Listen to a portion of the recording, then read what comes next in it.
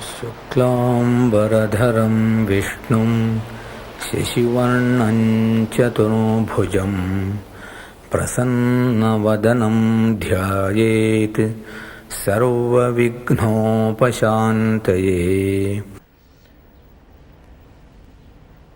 A lot can be said about what is yoga. Yoga is a discipline. Essentially, yoga is a discipline. It is a discipline to link oneself with something that is very significant. So we say yoga is a linking process. It could be to link with my body. It could be to link with my breath. It could be to link with my sentiments, my emotions.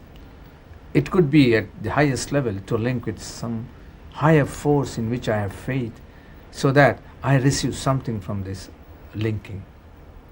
Essentially, yoga is to link.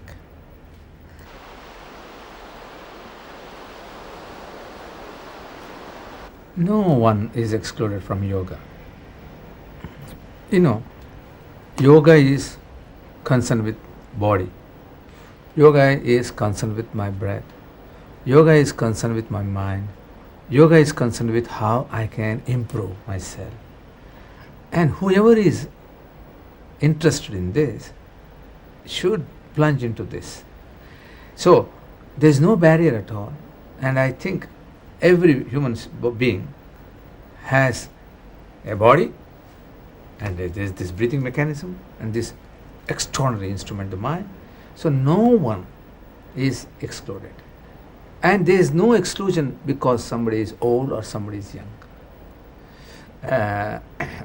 It's a question of respecting them, their age, their background. But everybody can get something out of this thing because it seems to meet the demand of everyone. It's possible, for example, somebody may be interested in the posture, how to improve the posture, because maybe the person has some bad posture. Then we have some body positions called the asanas that will help you understand what the problem is and start working on those problems using specific postures. These are called the asanas. So by the combination of these different specific postures, the posture becomes better. Somebody may have some breathing problem, simply an asthma, for example. And a breathing exercise is very useful for asthma. So we may teach them some simple breathing exercises, and there they are doing the breathing exercise, and maybe it will help them. Or somebody else may be interested in some inquiry, which is what is called meditation, using the mind. It could be a personal problem. It could be to understand the mystery of life. Who is not interested in this? So nobody has to worry about this. Anybody, anywhere in the world, who wants to make the best out of what nature has given, must venture into yoga.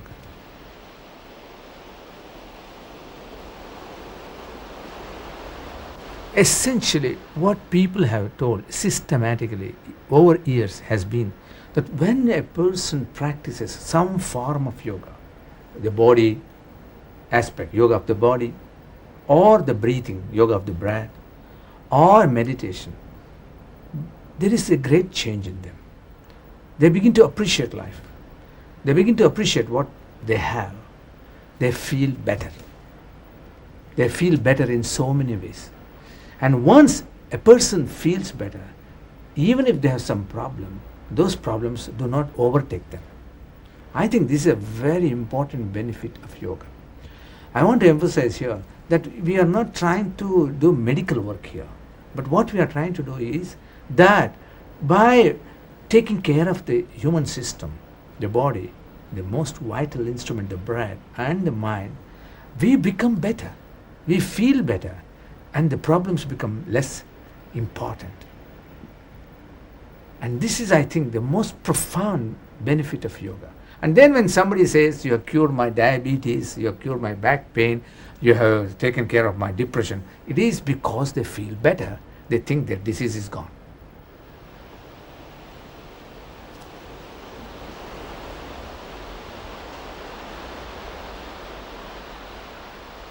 To begin with, the best way to think about is what is more obvious, which is the body. That's why many yoga programs start with the body, because it is something you can appreciate, you can see, you can compare how it was yesterday, how it is today. So there is this yoga of the body known as the asanas. Asanas are essentially certain positions we take, positions we are not used to take. That is what is asana. If I am always sitting in a chair, it is not an asana. One day I sit on the floor, it becomes an asana. For an Indian who is always sitting on the floor, to stand on the head is an extraordinary experience. So by these different asanas, what happens is we begin to relate with the body. This is the yoga of the body known as the asana. Then for some other reason or for at another level, breathing may be interesting. In this exercise, the breathing exercise, we begin to understand how the body is breathing, how the breathing is entering the body, and what is happening to the breath. Can I extend the breath? What happens when I extend the breath? How it influences my emotions or my mind. So this is the yoga of the breath known as pranayama. There are many techniques of pranayama, and because we have many techniques, we can use them for different people, for different needs. Then I think most essential is the next one, the yoga of the mind. Here, when we are ready, we can use this mind, the different jumping mind, in such a way that the mind, instead of dwelling on 100 things, will stay with one thing for a length of time, like this mountain. No, it's really amazing to see a mountain like this. Think of the mountain and receive some inspiration from that mountain. This is what yoga of mind does. When I link my mind with something profound, that gives me something. Somehow I receive something from that. And that changes me. That changes my personality. It's like if I think of my teacher who was so considerate to me, I begin to become so considerate because he was. This is the yoga of the mind. And at a higher level, somebody who has faith in God can use this amazing instrument mind to worship, to pray, to relate with God. That is a religious experience. So even a religious experience requires the yoga of the mind. Fundamentally, these are the three that are very, very important in this yoga.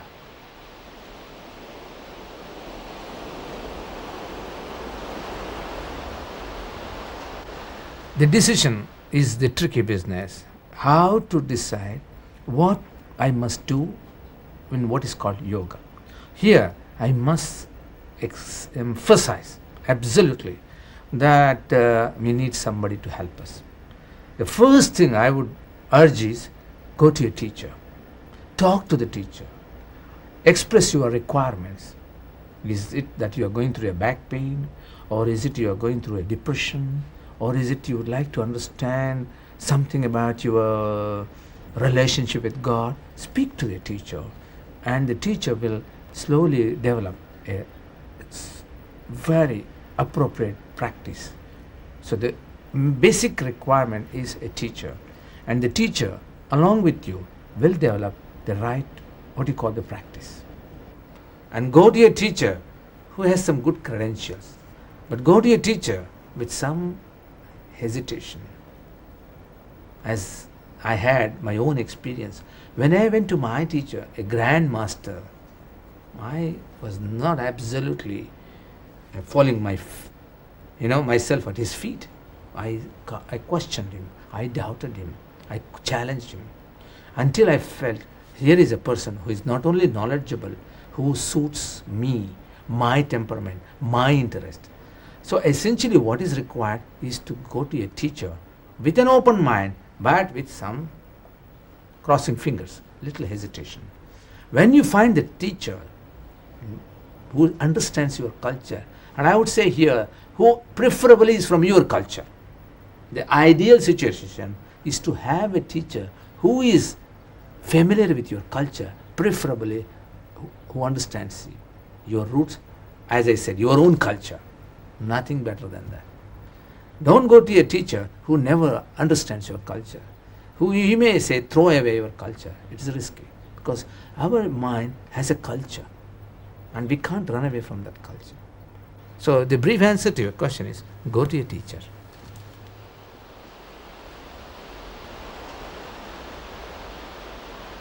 When you look at yoga as it has developed over centuries and centuries, we find that there are many elements in this yoga.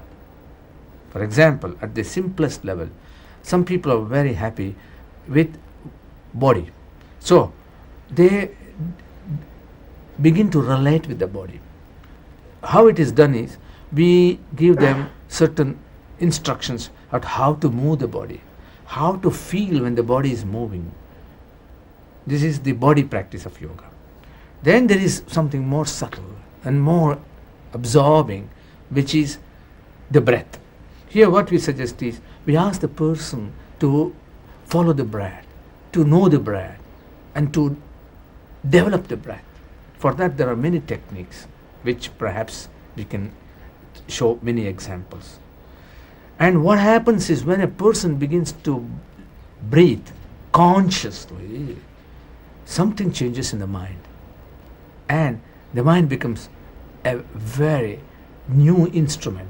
It's almost like it was rusted. No more it is rusted. This is the yoga of the breath. Then there are people who want to go even elsewhere. This is where meditation comes to picture. Yoga of the mind. Here you channelize the mind. You direct the mind. You link the mind with something. Maybe this beautiful mountain, which is always constant, while my mind is always changing. So I can link with this holy mountain here, or I can link with the rising sun, which gives so much inspiration. I can link with some friend of mine who gave me so much comfort when I was in difficulty. I can link with a higher force like God. This is the yoga of meditation.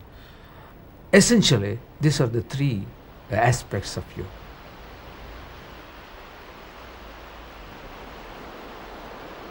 It is an accident that this word yoga and this teaching of yoga has come from India. It does not mean it is exclusive. We in India, we use a lot of things that have come from the West. It's the shoes, the trousers, the shirt. They are very useful for us in India. So we use them. So anything that is useful can be used by anybody. Why not? So this is not something to do with Indian religion or Indian philosophy. It is something that was evolved in India to make the best out of what we have, the body, the breath, the mind, and the beyond. So whoever is interested can do that. And anyway, that is happening. I find that this is happening all over the world. The Russians, the Christians, the Muslims, of course the Indians. It is happening because every human being has the same tools that we Indians have. So we want to make the best out of this. So there is no barrier. That is one thing useful to learn is yoga has no barrier. It is not a religion. It is a discipline.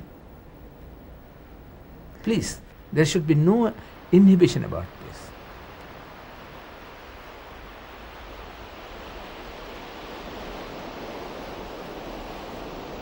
We need to clarify this. Yoga is not gymnastics, because there are gymnastics which are even much more evolved than yoga, like the Chinese or the Russian gymnastics. And yoga is not a religion. And yoga is definitely not the Hindu religion. I want to say here very clearly that Hindu religion does not accept the teachings of yoga, because yoga does not emphasize or reinforce God. Yoga says if you have some problem, examine the problem, do something about it so that you can be a better person. It has got nothing to do with religion. It has got nothing to do with gymnastics. Yoga is not acrobatic. Yoga is to know the body. And to know the body, we need to do some movements and some breathing. And if I go beyond this, I am confronting my body. That is not yoga. Yoga is to be friendly with the body, to love the body. to develop a nice relationship with my body. Gymnastic is a perverted form of yoga. I'm sorry to say that. And I've already said, it is not a religion. But a religious person can use yoga. Because whether you are a religious person or a non-religious person, you need the mind to pray. You need the mind to understand life. That is where yoga fits in. This is the reason why, in spite of centuries of changes in India, yoga has remained very vital in our life. It continues to have the same value as it did in the past, because it is not religion. It is something to do with my mind, my breath, my body. And as long as I have my mind, I have a breath, I have a body, yoga is there. Naturally, when we speak about yoga, how did it come to us?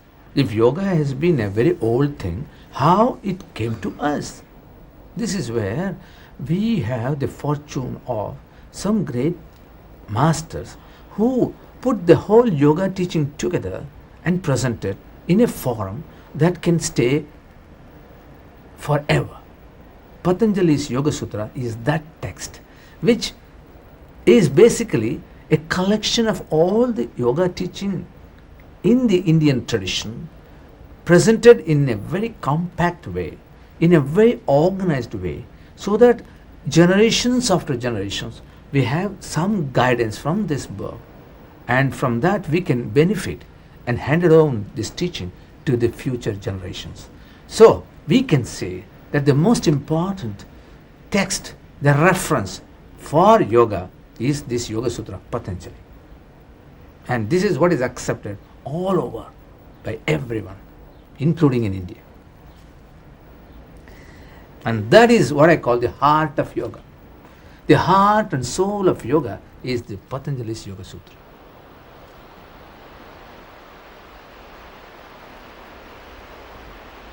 Thank you for asking me about my teacher. I'm very grateful to you. Because here is a very good example how, on one hand, we have this Yoga Sutra of Patanjali. Can I practice yoga with the Yoga Sutra of Patanjali? No. I need a teacher who will use this text and make it more practical. And that is how I understood yoga, through my teacher, my father. My father is an extraordinary person. He lived for 100 years, 100 useful years. And he comes from a family where yoga was very important. His ancestors and great ancestors were all yoga masters, which is very rare in India. For thousands of years, in his family, years, centuries after centuries, yoga was kept alive. And this was my father. And he had his grounding of yoga when he was very young from his own father. But he wanted to know a lot about it. So he went and traveled to special places in India like Varanasi to learn more about yoga. And to learn yoga, he knew he had to know a lot about India. So he began to study a lot about Indian traditions, and he became an authority in Indian traditions. Then he wanted to really go to a master to know how to apply, how to experience this great yoga. So he came to know about a great master in Tibet, South Tibet. So he journeyed in 1908, around 1908, to Tibet, walked all across the hills, the Himalaya, and found his teacher near Kailash, a holy mountain, on a lake called Manas Sarovar. And he stayed with this teacher for 7.5 years at this plateau, high plateau, and received special instructions. And that is the teaching. Started from his youth, developed in the universities, and realized in the Tibet, that he offered to us. And I became his student and stayed on to be a student for a long time. And I'm fortunate that I'm able to share his teaching today to all of you. This is my teacher, my father.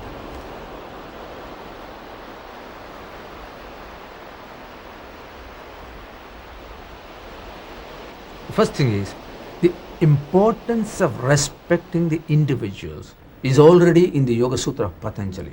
Our ancient people have always emphasized that everything must be adapted to the given situation. It is not only yoga, even rituals, even worship must be adapted according to the situation. We don't have standard form of worship. It all depends on the situation.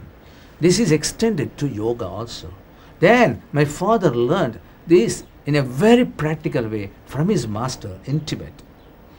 I remember long ago, in 1937, when an American lady, Indira Devi, she's a very famous yoga teacher, when she went to study with my father taught her in a way which was different from the way he taught the Indians. She told me that with my body, Professor Krishnamacharya said, go slow by slow, step by step, do not force, don't force the body, breathe very slowly. While with younger people, he was teaching completely differently because he knew it has to be adapted. So it is not unusual that we need to adapt all the different techniques of yoga according to the situation. So it is in the tradition and just we carry on. The way it was adapted in the previous century may be different from the way it will be adapted next century because of the ground conditions. But we have the tools to do that and we can do it. This is one of the requirements of a teacher. He should know how to adapt.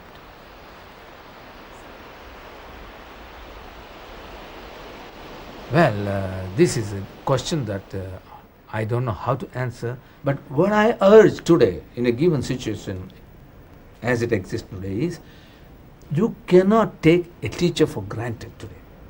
Even I did not take my teacher for granted. Even though everybody said he was an extraordinary person, a great master, I doubted my teacher. I suspected his credentials because he was an old man and he was not explaining in my language. And so even I doubted my teacher until I got absolute confidence in him. So what I appeal today is, do not fall at the feet of the teacher immediately. Go to the teacher who understands you, who understands your culture, who will not impose his culture on you or her culture on you. But be careful for some time. Watch the teacher. Pay respect, but watch the teacher. This is what I would say. It is not easy today to find the type of teachers that existed in my time. If I can doubt my own teacher, who was my own father, in the beginning, it's all right.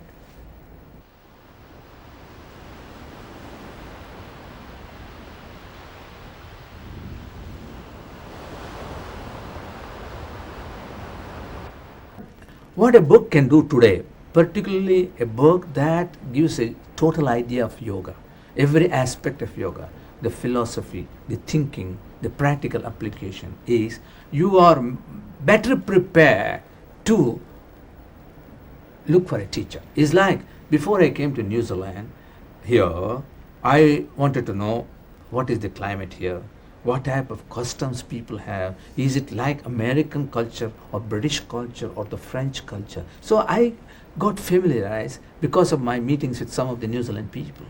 So when I came here, it was easier for me to adapt. Similarly, I suppose a book like this, which is giving an overall picture of every aspect of yoga, may be a guidance in going to a teacher, and I hope I can say this, and checking the credentials of the teacher. I hope I'm not to be blamed, because today we need a guidebook. It's like a guidebook to look for a teacher. It's a guidebook because it talks about everything about you in a very reasonably simple way, because it is in a communication way. This book happened in a communication way. There's a question and answer. So it's easy to go through that. So I suppose this book will be a good use for those who look for studying yoga with a teacher. You're not blind with the book. You're a little more open.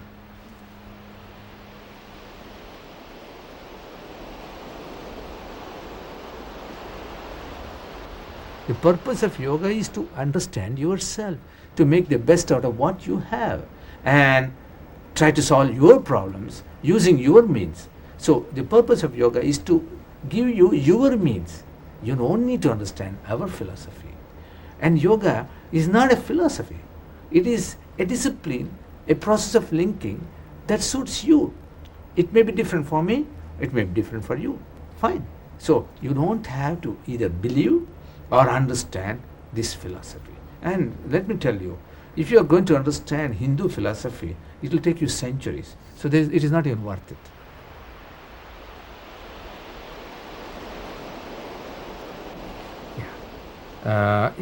It appears that there are many kinds of yoga.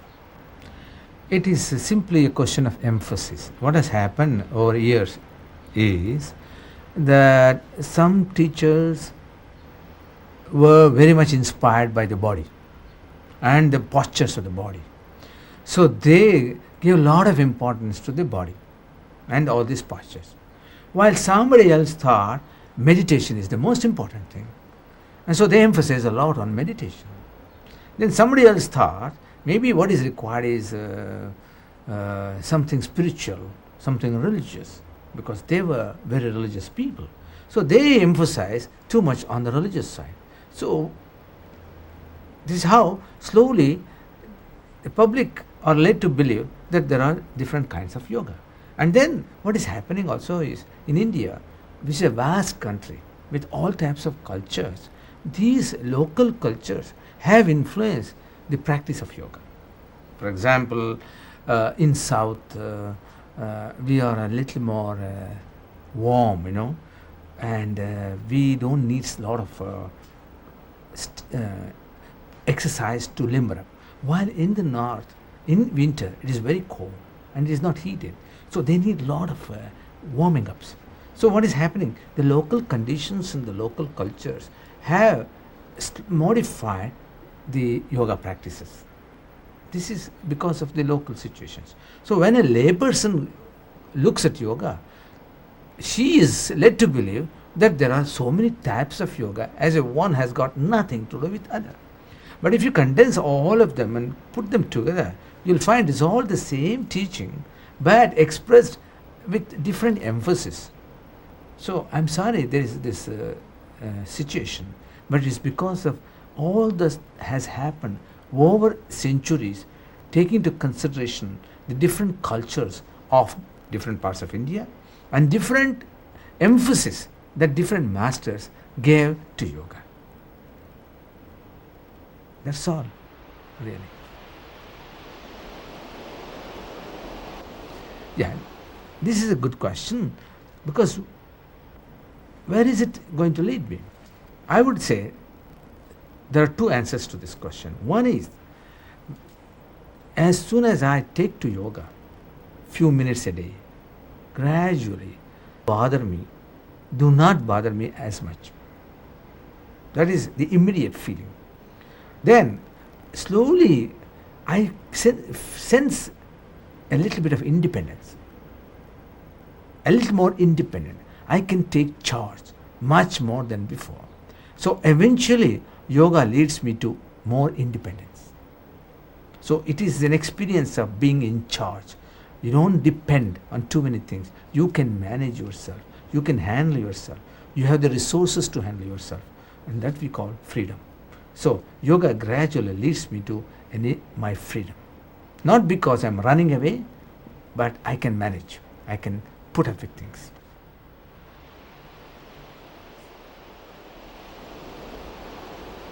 Yeah. Here the goal, when you talk about goal, then we have talking about something else. Yoga can take us to different goals. Surely, it is my interest.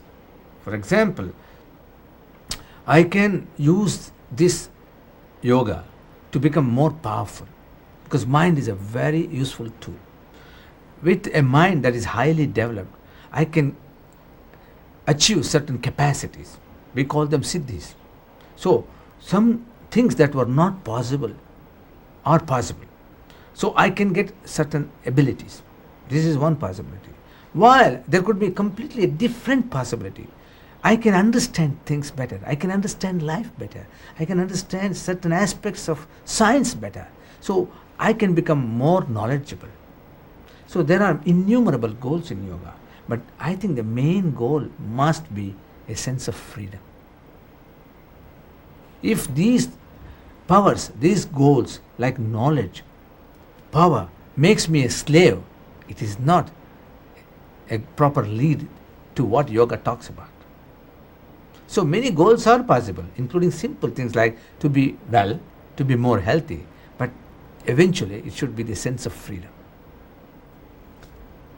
Sahana vavatu, sahanau bhunaktu, sahaviryam karavavahai, tejasvinavadhitamastu ma vidvishavahai.